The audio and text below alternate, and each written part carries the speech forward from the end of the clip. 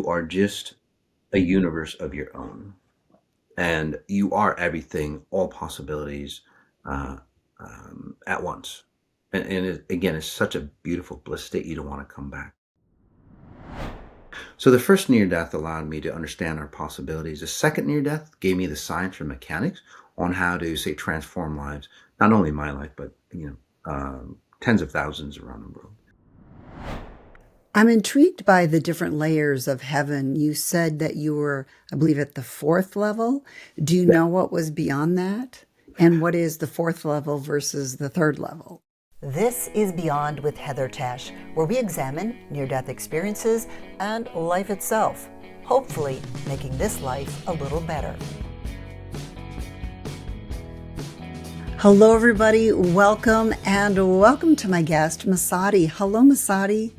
Hey, Heather, how are you? I am wonderful. It is fantastic to have you here today. You've had some very interesting experiences in your life, Yes. including 3 near-death experiences, but they've also led to some amazing gifts. Mhm. But let's go ahead and just start with your first near-death experience, which to me sounded excruciatingly painful. It actually wasn't, because I was pretty numb through the whole thing.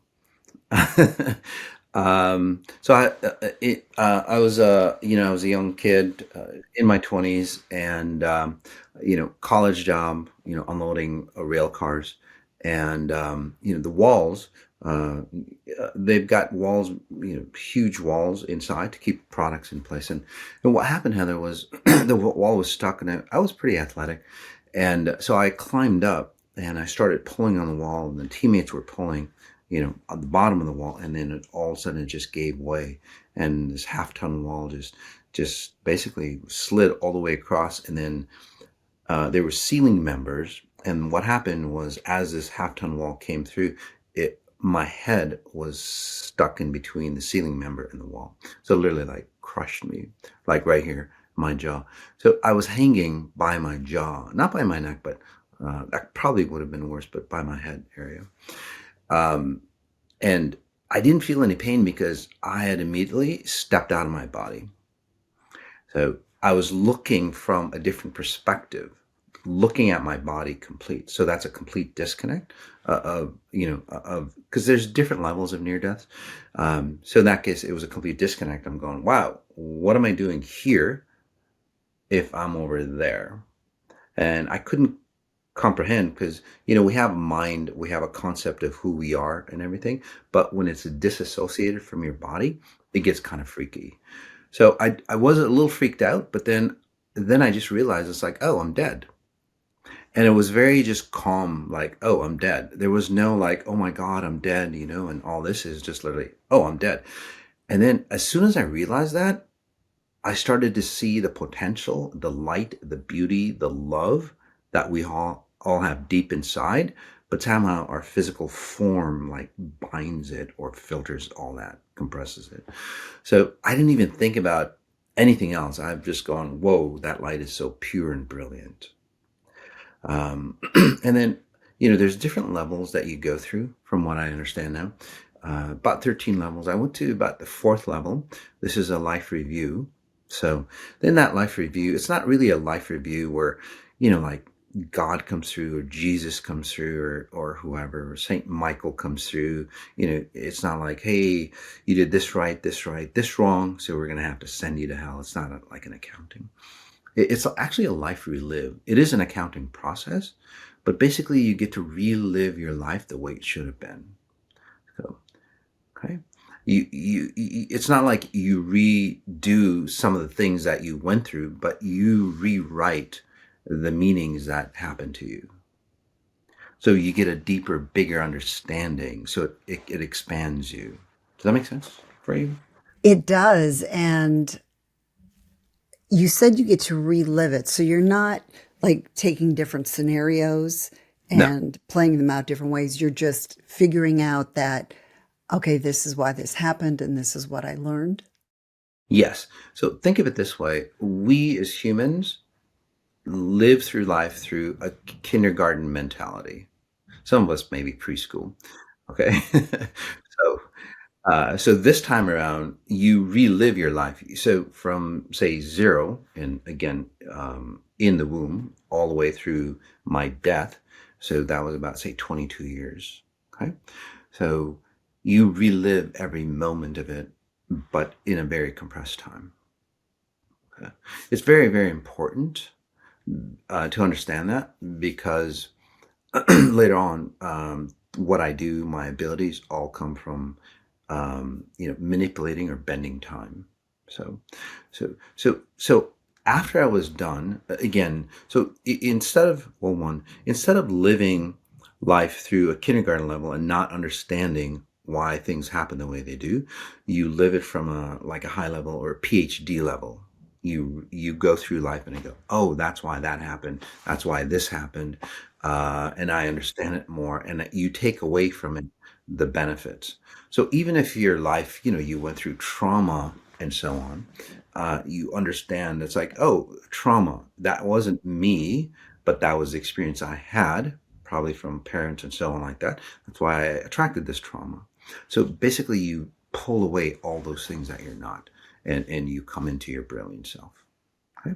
That's what I do now for people. Just pull away all those things that they're not, and they come into their brilliant self.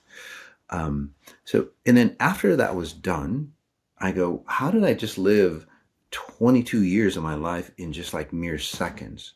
So at some level, Heather, I was still conscious, you know, and that's the key with my near death experiences compared to a lot of near death experiences. I was conscious as I went through the process. So, oh, cute kitty. Um, I've got a couple cats too. Um, Wonderful. yeah, they always come around. Anyway, and that's really, really the key is that how did I live that much time in just mere seconds? So it gave me the notion that time was expandable. Time can be manipulated or organized or bent, and so can space. Okay. And we can talk about that more later because, again, that's how I transform people's lives in a massive way. It's not about, oh, change your psychology. This isn't like, again, I love, Joe Dispenza and people like that. But again, those are all mental capacities or states, and you can only go so far. This goes into the core level of who you are. So that first near death, literally, the takeaway on that was one, very, very beautiful, very, very powerful because it helped me understand the limitless potential that we all say have within us, not the limited, which I would say it's about 1 or 2% of our potential. This is like when you're a kid and you feel power and you can do anything and beat anything. That's where that power comes from. And then, well, obviously it fades as we grow. We all want to be fixed, I think. And so I'm really intrigued about some of the things that you do and, how much comes from us and how much comes from you. But we'll talk about that a little bit farther down the line. In the meantime, tell me more about just that bliss and that love in when you were in this space and what that felt like. Yeah, the bliss and love actually was more so on my second near death experience, which is a Okay. drowning accident. Well, you Uh, could lead us into that. yeah, so we were on a cruise ship. You get those rides, off ship rides and so on. And we were in Belize, and basically we went on an inner tubing trip, and it was quite interesting that you know I guess to preface all these near death experiences, just because one builds on the other is that I really wanted to know that meaning of life. I really wanted to know why we're here, what's our potential, what's the possibilities. Because religions didn't really do it for me. Again, the great content, but people who practice any religion or spiritual movement, they're just like everybody else. They still have problems. They still age. They learn how to say maybe deal with it, but not really say master it. And people who are really highly successful, they have a lot of money, but again, they age. They all have problems, just like everybody else does. They didn't move away from it. They might look better with their problems, but again, they face the same problems, right? And I didn't want that. I wanted the better answer, the true answer. So hence the near-death experiences, because it's like, do you really want to know? It's like, yeah, I really want to know. It's like, okay. So that's how they showed me. It's like, damn. Okay, this is the possibilities. So the first near death allowed me to understand our possibilities. The second near death gave me the science or mechanics on how to, say, transform lives, not only my life, but tens of thousands around the world. So the second near death, again, it was a drowning accident. We were in Belize, and we were on an inner tube trip with my family, my ex-wife at the time, my wife at the time, and the guide said, "Hey, it's pretty fast because it was heavy rainfall, so you have to keep interlocked, otherwise you'll go into other tributaries." And then get sucked into the cenotes, basically holes in the river. They have these rocks jutting out, and there's literally like holes about kind of manhole size cover. And oh, by the way, I somehow they ran out of a life jacket for me, so it was all like pre-planned, for me to drown, basically, or for me to graduate to the next level. The way I look at it. So as soon as we, you know, got into the water, and everything went dead silent, Heather. I mean, it was just dead silent. It was a little windy. You could hear jungle noises. And then as we got into the water, just like the movie where everything's silent, everything is just quiet, like eerie quiet. I'm going, that's kind of strange. How come everything, no bird noise, nothing? And I'm going, okay, that's interesting. So again, nature knows, or consciousness knows. We get in. I had to do something with my foot, and then so I let go, and then my boys and I went one way. My wife at the time and my daughter went the other way in a safe path. We went down almost like a waterfall type situation, and I got sucked into the hole. I pushed my kids aside, and then again I got sucked into the hole. And this is where I was trying to crawl out, but the water pressure was so fantastic. After I came out, some of my nails were pulled off, and bloody back because I was trying to hold on. But I gave up because I just couldn't hold my breath that long. I gave up, and then again I saw my body go into the bowels of the earth, and I ascended I felt, going through the rocks and then into the water, and then I ascended into a higher domain. And again, the tunnel of light, but I went past or graduated the tunnel of light. And this is where great knowledge, possibilities of what we could do. This is where the amount of love you feel for who you are, and then everything else. If you multiplied any like joyous moment, euphoric moment, orgasmic moment that you've had by about 1,000,000 times, that's the amount of love that you feel. So that much love, I think, would burn out our body because it's so pure, and it's just raw love. Down here, there's different definitions of love. Like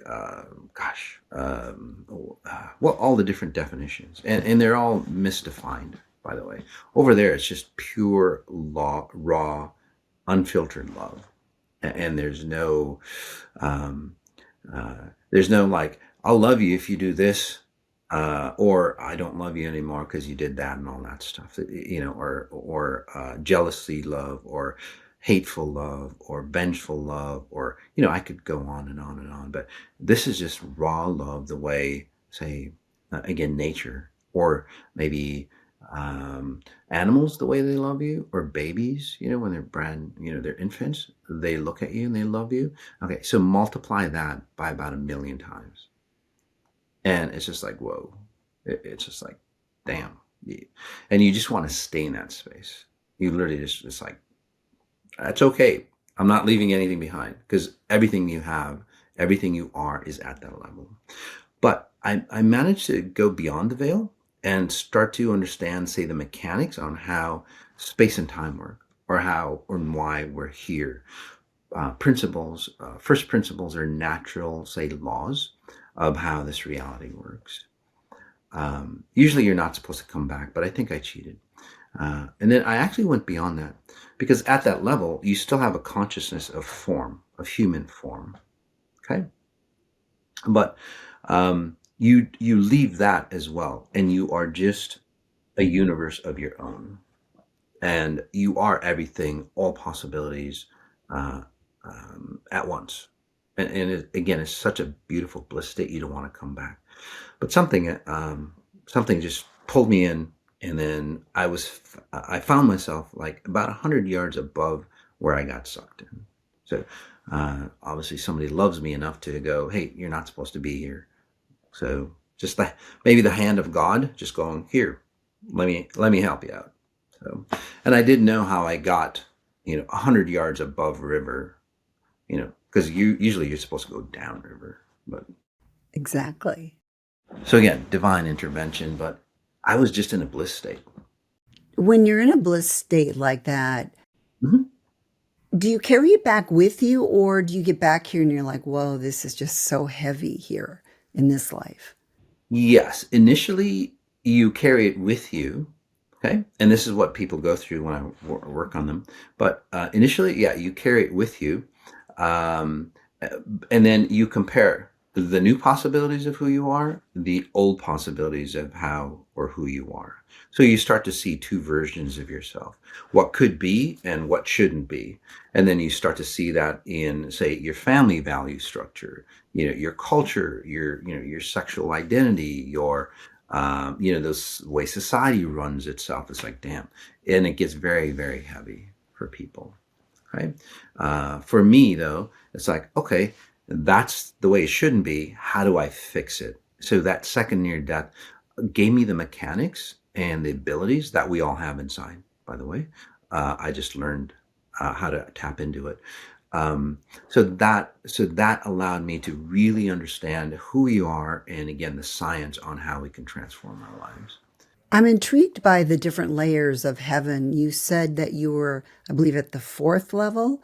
Do you know what was beyond that? And what is the fourth level versus the third level? So the first level or the intro level is where people have near death experiences and they go, "Oh, I saw my pet. Oh, I saw my family, my loved ones that have crossed over," and they welcome you in. So it's that kind of level. Actually, they shouldn't be there. Uh, it's kind of crazy.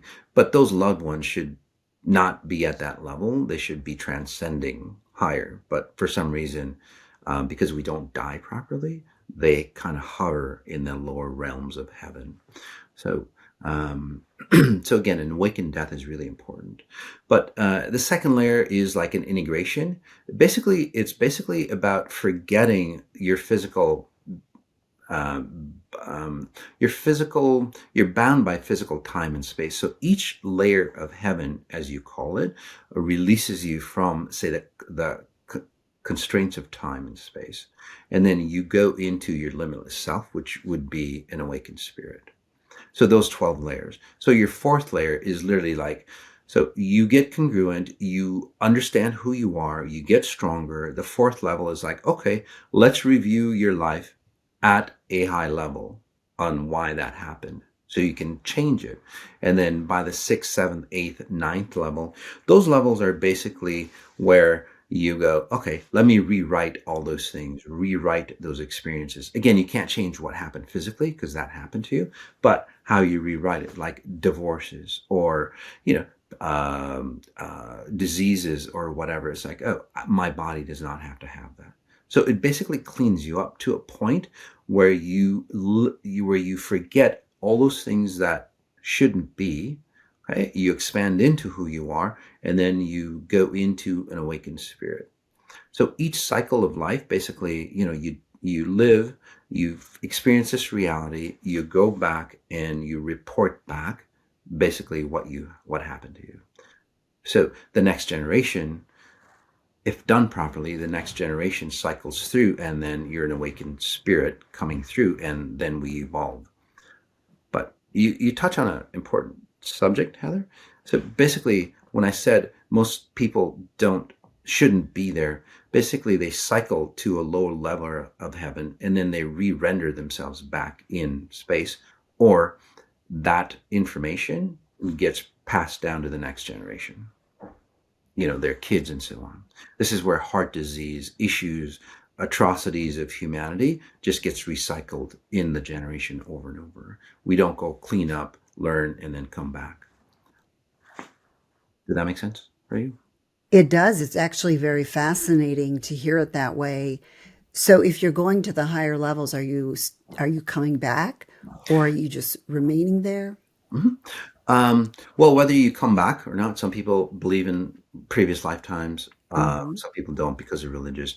But I actually see people's previous lifetimes. So yes, you can come back to this in an awakened form, for example.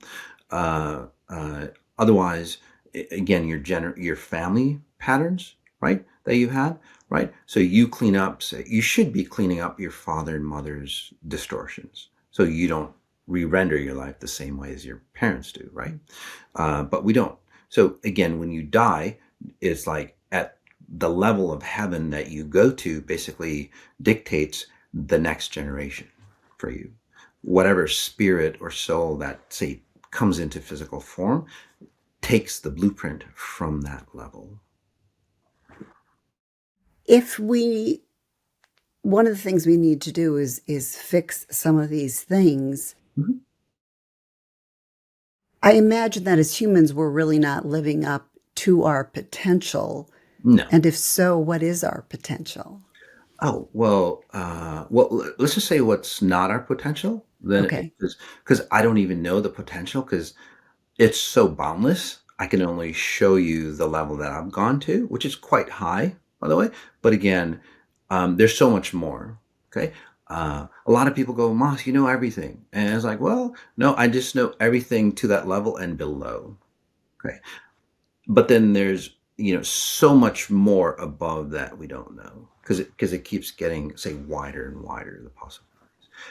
Anyway, so our potential. So at a bigger level, say the way leaders run this reality, it should never happen like that. There should be no control, okay, or a dictation on, say, controlling you through the masses to create efficiencies in society. So religious systems, political systems, corporate systems, all those are, say, limiting our potential. If you did create somebody, say, fantastic, one, you wouldn't have to have rules and laws and regulations, because we'd be self-guided. We'd never abuse people. We'd never control people. We'd never destroy people. So I always say, if I was an alien, if I looked at, say, the level of society, and there's all these people that go, we're at advanced civilization because we've got all this technology. Well, the technology here isn't that so great. I mean, smart technologies, if they're so smart, why do they destroy the user? Like cell phones and cancers and diseases and so on. It perpetuates. Although we are an advanced society, why are we more ill than ever? Those kind of questions you have to answer. So if I was an alien, I would look at the rules and regulations, and then that what dictates an advanced society. Look at the rules and regulations. I mean, you have to have a sign that says "Stop for pedestrians." I mean, it should just be common knowledge that you would stop for a pedestrian. Does that make sense to you? It Uh, absolutely does. and I know, Heather, you're very brilliant. You're very intuitive. Just by scanning you, Oh, uh, thank you. I can read anybody, by the way. But you'll start to see all the stupid rules that society is guided by. You know, and it's crazy. It should never be, because we should be at a certain level that that's just who we are. Are But we evolving there? this is a breaking point, because we've gotten to a point. Ray Kurzweil, I don't know if you're familiar with him, but he's a I think he calls himself a futurist. He basically has predicted a lot of predictions that came true. I don't know his level of accuracy, but he calls it technological singularity. So what that means is basically where machine intelligence rises above human intelligence. Right? So there's a breaking point. So that breaking point has happened before in cultures. This is where, the Aztec culture, the Egyptian culture, or the culture before that, destroyed itself. There's so many civilizations or humans, different versions of humans. Again, they've gone to a level where they didn't stay up with, say, the consciousness, and then they go extinct, and then they recreate themselves. And just to make it simpler, look at technology. Again, advanced technology shouldn't destroy the user. I mean, just let's just face it, it shouldn't. This is where, we always have to have warning signs, warning labels. That your cell phone is going to cause cancers and stuff like that. AI is going to destroy the world. Again, AI doesn't destroy the world. Technology doesn't destroy the world. Social media doesn't destroy the world. It's the level of consciousness that humanity uses the tools that were not created for this consciousness. And that's what destroys the world. So anything benevolent, and I can explain that in just a second. Anything benevolent has always turned into a destructive force. You can name me anything you want. And nowadays, our food is turned destructive. It's turned into a poison. Religions that were supposed to, say, enhance us, devolve us, right? Our medical community, this medical science, it's the number 2 killer of people in the US. They're supposed to save us. I mean, our love. I mean, look at all the atrocities accounted for because of love.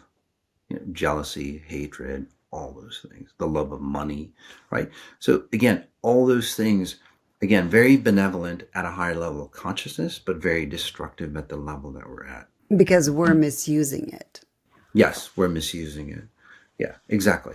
And again, people go, well, we need controls on AI. I work with AI systems. Actually, I've created an AI system that's highly intelligent. I call it, Exponential Intelligence Quotient, XIQ. There's a lot of highly intelligent people, but again, their essence, their presence is of lack, sacrifice, and control. Those 3 ingredients are in human societies. So we need to evolve out of this consciousness, this environment that dictates that you are in lack, sacrifice, or control. And again, Heather, or your listeners, just name anything that you do. It has one of those 3 or more of those. Well, it has all 3 components, just at different levels. Anything that you do, no matter what you do. Again, you need to get out of that environment that dictates that you use those 3 ingredients to a higher level of consciousness.